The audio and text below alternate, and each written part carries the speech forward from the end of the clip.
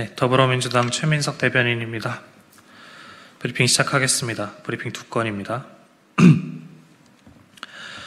대통령실은 반복되는 의혹투성이 수의계약 논란에 대해 투명하게 해명하십시오.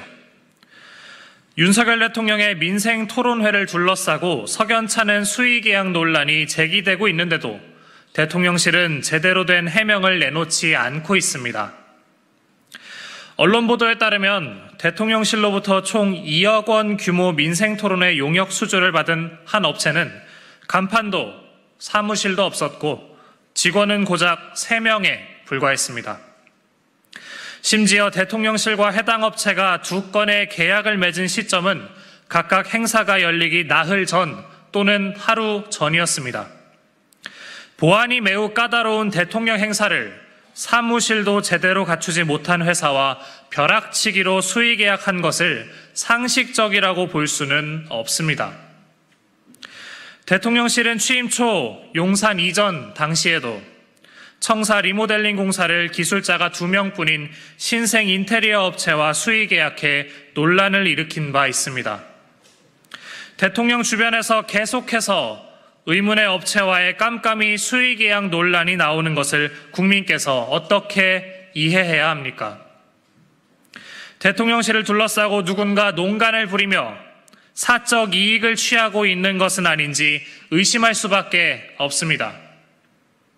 대통령실은 용산 이전부터 시작해 민생토론회까지 대통령실을 둘러싼 수의계약과 그 세부 내역을 투명하게 공개하십시오. 국민 혈세로 체결한 계약들에 대해 납득할 만한 설명을 하지 못한다면 대통령을 둘러싼 의구심이 걷잡을 수 없이 커질 것임을 경고합니다. 네, 다음 브리핑 하겠습니다. 윤석열 대통령은 검찰 권력을 끝까지 손에서 놓지 못하겠다는 말입니까? 윤석열 대통령이 민정수석을 부활시키고 그 자리에 김주현 전 법무부 차관을 임명했습니다. 대통령실은 민심 청취를 위한 인사라고 하지만 민심은 핑곗거리일 뿐입니다. 검찰 장악력 유지가 고단한 민생과 무슨 상관입니까? 민정수석을 통해 민심을 청취하겠다는 것은 어불성설입니다.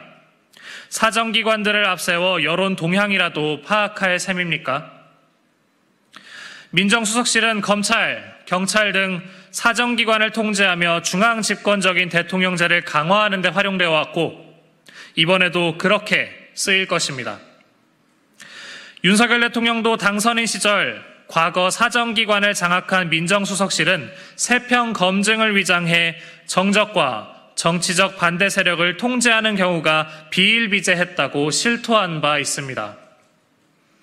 더욱이 김주현 민정수석은 박근혜 정부 법무부 차관으로 우병우 민정수석과 함께 사정기관 통제에 앞장섰던 인물입니다. 결국 윤석열 대통령이 총선 패배 후 약화되는 사정기관 장악력을 높이려는 의도로 볼 수밖에 없습니다.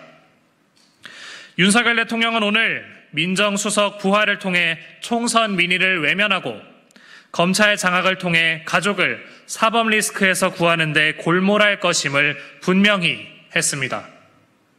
검찰 권력에 취해 불통과 독선의 정치를 계속하려는 윤석열 대통령을 국민께서 묵과하지 않을 것임을 분명히 경고합니다.